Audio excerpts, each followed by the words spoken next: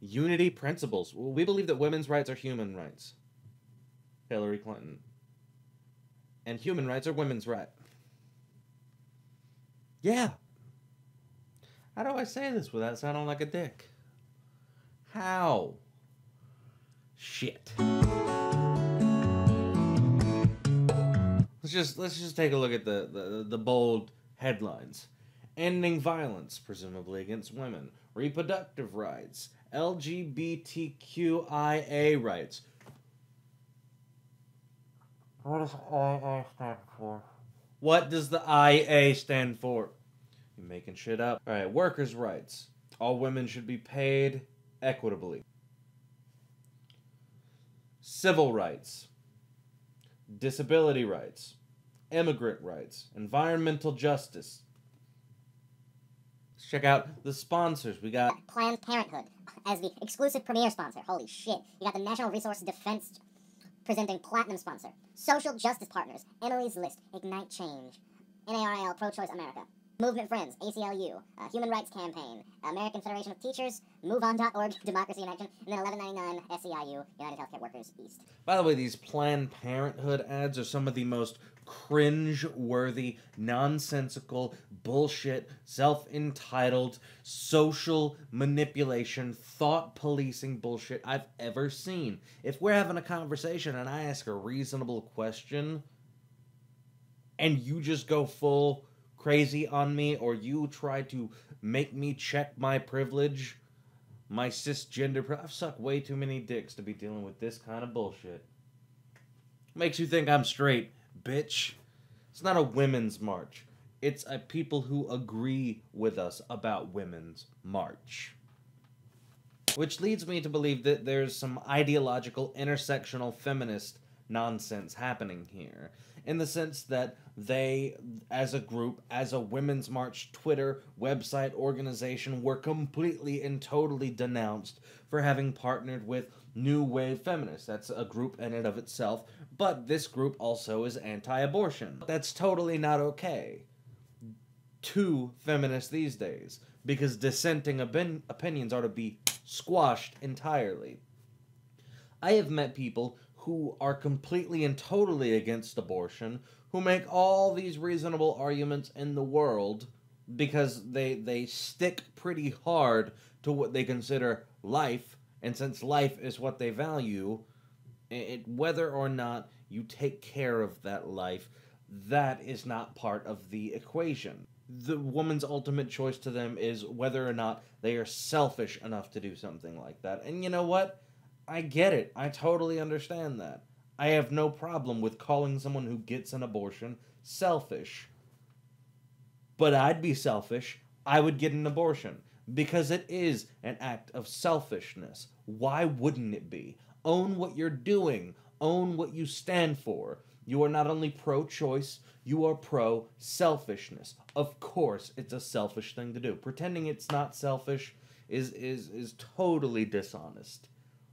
But that selfishness earns you freedom. That selfishness leads to what is probably a better life for you. That selfishness benefits you. Own what you're doing. Stop lying and pretending you're not being selfish. You are. You dedicate this book to the doctor who performed an abortion for you when you were 22. Mm-hmm. Why is that? At that time in London, when it was very illegal and he was risking his livelihood, and he said to me, you must promise me two things. You must never tell anyone my name, and you must do what you want to do with your life. So I realized that all these years, now obviously he's no longer living, and I think that he who knew the law was unjust and inhumane would not mind if I thanked him and said, I've done the best I could with my life. This book is for you. That's great. By not allowing, by completely rejecting this group that shares probably the vast majority of your values, but not this single value of being a pro-choice platform, what you're effectively doing is adopting intersectional feminist ideology. And usually it is a reach and grab for, oh, I'm most oppressed. And if you're saying, oh, you aren't pro-choice, then you're anti-choice. You are anti-abortion. You are pro-life is a despicable thing to be.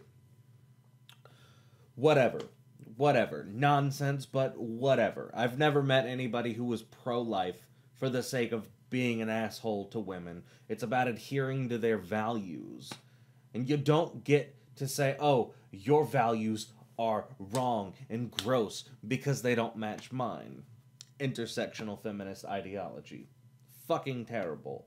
Also, you can just look at people like Christina Hoff Sommers, who have been entrenched in this culture for so long that she put it very eloquently in an episode of The Factual Feminist. Now, I first saw this theory in action way back in 1992 at the annual meeting of the National Women's Studies Association in Austin, Texas.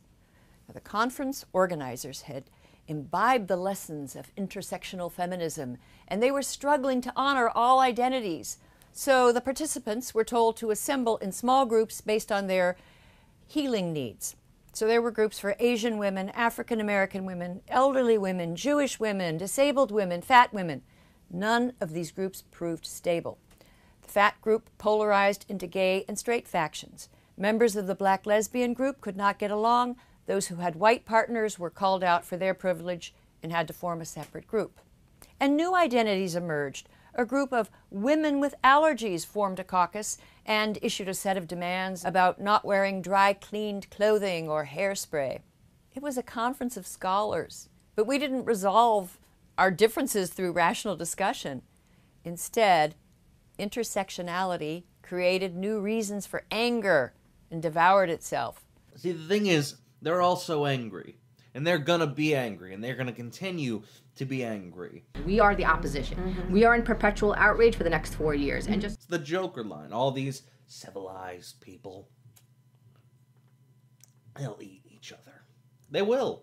They just will. It is not a sustainable platform. It is not a sustainable ideology. You will continue to break up into these chunks of more and more ideological based thinking that have very little to do with your platform, very little to do with your personality, very little to do with your values, and everything to do with your circumstances, none of which were earned, and the vast majority of which are biological or behavioral in their essence. What? If you have values that contradict with someone else's, and your idea of fixing a problem is to call them out on their values while maintaining that your values are inherently better without giving examples of how that is, you aren't dethroning them. You aren't deplatforming them. You aren't showing how they're wrong. You are demonstrating your intolerance.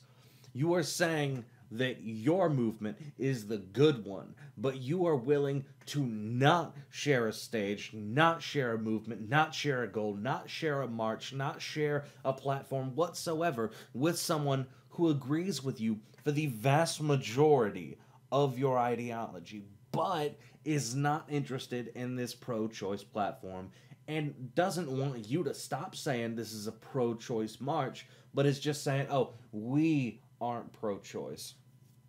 You're the good ones.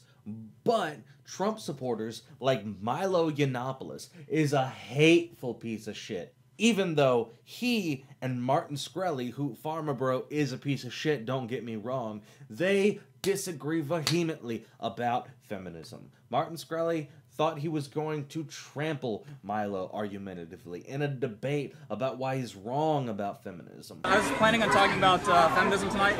Milo is anti-feminism, I'm pro-feminism. I don't think these people know that. And I was going to tear Milo to shreds about, he doesn't understand feminism. Why, sign on to participate with such a controversial figure? And there's nothing wrong with controversy as long as there's some tolerance or some acceptance. But Milo Yiannopoulos still wanted him on stage with him, still was willing to say, hey, our opposition makes strange bedfellows. Because I don't think Martin Shkreli hates feminists in the same way that Milo does, or opposes feminism in the same way Milo does. I think he opposes ideology. I think he opposes people who are anti-capitalism. Milo is clearly a capitalist as well, believes in the abilities of capitalism to bring every country ever up, every market ever up, building up all economies. You may not like sweatshops, but they have the desired effect. Everything gets better through time if some kind of job is implemented, even if the conditions are terrible, even if people are unhappy, even if they have no home, even if they live there. Shit just gets better for an entire country as a whole when there's something to do for some kind of wage, whether or not we look at that and say, oh, that's fair. Ultimately, what you're saying is you have no interest in sharing a platform with somebody who disagrees with one of your principles. But you're the tolerant one. You're the reasonable one. And the people you swear as a movement, as a collective, are just shit. Like Milo Yiannopoulos is willing to share a stage on his Dangerous Faggot tour with somebody who disagrees with one of his central values, with one of his central arguments, with one of his principles that he sticks to and says, hey, this has been a bad thing for many, many years. I've been standing against it for years. You agree with it? Share my stage. Talk to me about it in an open discussion. Not afraid of ideas. Not afraid of even the most despicable kind of individual. And Martin Shkreli is. But you know what he's not? He's not an ideologue. Milo is not an ideologue. Milo does not crush dissenting opinions. He does not say, hey, you don't deserve to be heard. You're a piece of shit. Therefore, we're going to silence you at every opportunity. Not only do we not want to hear you, we want you to not be heard by anybody else. Milo doesn't do that. These Trump supporters that people say are the worst don't do that. You know who does do that? Liberals. Who does do that? Progressives. Who does do that? Feminists. Ideas are not dangerous. We should let the most racist, intolerant pieces of shit speak. Because at least by letting them speak, we will know that they exist. And by pretending they don't exist, we benefit nobody at all. By pretending these problems don't ail the world. They don't get solved. That is delusional thinking. Just dangling this nonsense by a rope and trying to sell me a reality that is not there at all, whatsoever. By letting these intolerant people, these racist people, these sexist people, these misogynists actually speak, we can recognize that there are actually people out there who fit these descriptions, and stop putting those conversation-stopping labels on normal people who actually have nothing to do with them. It is merely meant to stop dissenting opinions, to threaten people with the idea of being ostracized from either an internet community, from an actual community, from a college campus, from a profession that has a political investment in being politically correct because there's a sense of saying things in a non-offensive way. Calling people who aren't sexist is not helping anybody. It is a detriment to any movement that claims to fight sexism. And anybody who doesn't see that, I just don't understand. You should be able to march. You should be able to set this platform up. I support the Women's March because I support anybody, any group that would want to put its voice out there. I would never say they should be shut down in the same way that I would never want to shut an alt-right Nazi meeting down. If it happens to be Nazis at the alt-right meeting, maybe there are just some alternative Republicans there who just be like, oh my fucking God, we're in the lion's den. You got to imagine that somebody who sort of identified as the alt-right online went somewhere one time, and as soon as that shit started, be like, dude, these people are fucking crazy. Let's get out of here. Fuck. You shouldn't have to sit through something But at the same time, if you don't want to hear it, it doesn't give you the moral authority to shut down those who want to speak. Because only by letting them speak and express their ideas are we going to have the kind of society that encourages the truth to come out. Because in that unbiased open marketplace of ideas, they can compete on an even playing field. And the ideas that are most correct, that are most thought out, that are the most well-constructed will survive. They will outperform the other ideas, and that's how we will know what is completely incompatible with reality, so that we can have the most updated, most useful ideas, and then build from there. So let's look at this goddamn video. The Women's March on Washington is set for this Saturday, 24 hours after the new president is sworn in. Solidarity marches will take place around the country and the world. The march was conceived the day Trump was elected, and it'll be the largest mobilization against his presidency yet. But with collective action comes conflict, and the organizers have had to navigate competing agendas and goals even as they try to get Intersectional feminism ideology. Bob Bland, Linda Sarsour, Carmen Perez, and Tamika Mallory say Saturday isn't an anti-Trump protest per se. It's just in favor of everything he seems to be against. What? It's also about reproductive rights. Just this week, Bob and the organizers came under fire for listing New Wave feminists as an official partner. The thing is, the group is anti-abortion. Many marchgoers were furious, and the organizers scrambled to remove the group as a partner and defuse the situation. Intersectional feminist ideology. This episode was a reminder that this march isn't about coalition building across the political aisle. It is about cementing a lasting progressive movement. Crush dissenting opinions. Intersectional feminist ideology. Care about Trump supporters. Those are not the people I'm trying to convince. I'm not trying to convince Donald Trump. Echo chamber. It's all well and good. All the science in the world shows us you can't really change people's minds. That's fine. That's fine. You know, what are you gonna do? What are you gonna do? What are you gonna do? We are the opposition. We are in perpetual outrage for the next 4 years. We are in perpetual outrage for the next 4 years. Well, it's not like you're going to accelerate the divisiveness of your movement by being perpetually outraged for the next 4 years. And they say armchair activism isn't going to cut it anymore. That is exactly what Gloria Steinem wants to hear. I like Gloria Steinem. I really fucking do. I really fucking do. Steinem, who hosts the show Woman on Viceland, is a guidepost for the organisers. She was leading social justice marches way before hashtag activism was even a thing. You've made a historic march to Washington, and in this administration, marching here is the only honorable way of getting here. She says there's something transformative about women of different backgrounds, races, and ethnicities walking side by side. How difficult will it be to keep the momentum going? Why are you asking a negative question? That's a reasonable fucking question. Because what's going to happen is that the people in the march, women and men, are going to meet each other. My life is still changed by people I met in the Martin Luther King March. Trump might be the rallying cry the progressive movement needs.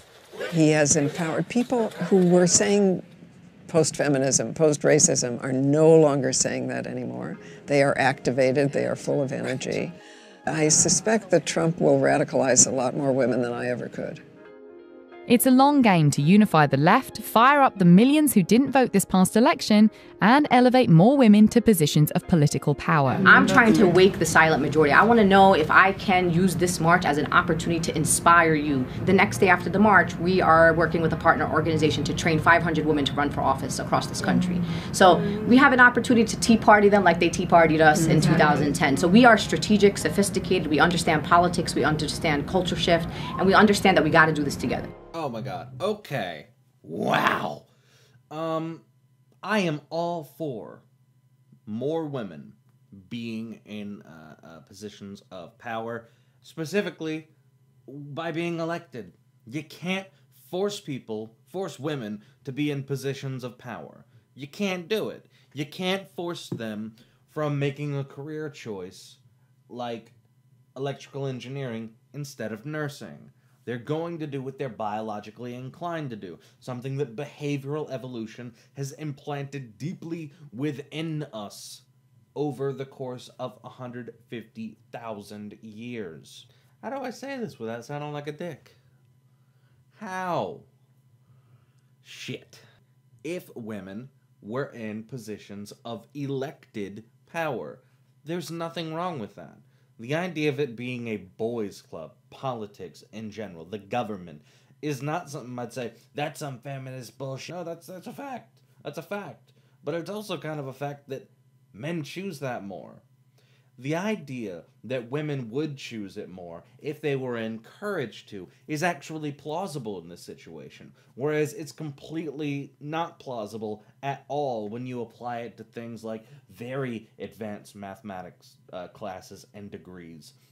Getting more women in engineering. We know scientifically that women are more interested in subjects with rote memorization instead of linear problem solving, which is why they're into psychology, which is why they're dominating biology, which is why they are becoming medical practitioners at a rate higher than men. And men are always going to be more interested in mathematics. They're going to be more interested in being engineers. They are going to be more interested, engineers, whether it's structural, electrical, chemical, and they are going to be more interested in being philosophers and physics. So, I mean, I think this is actually a plausible position where you could say, oh, if more women were encouraged to go into politics, then they would. Yes! I think that makes all the sense in the world. This might be the best thing to come out of this march. But at the same time, I think it could be the worst because of how rampant this ideology is.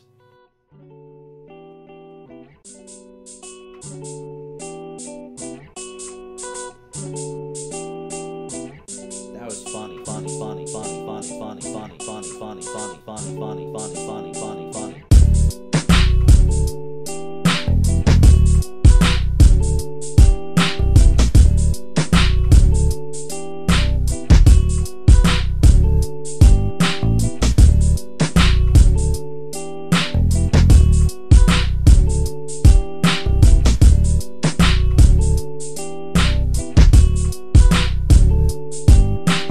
They were messing with us, Kyle. It was a joke.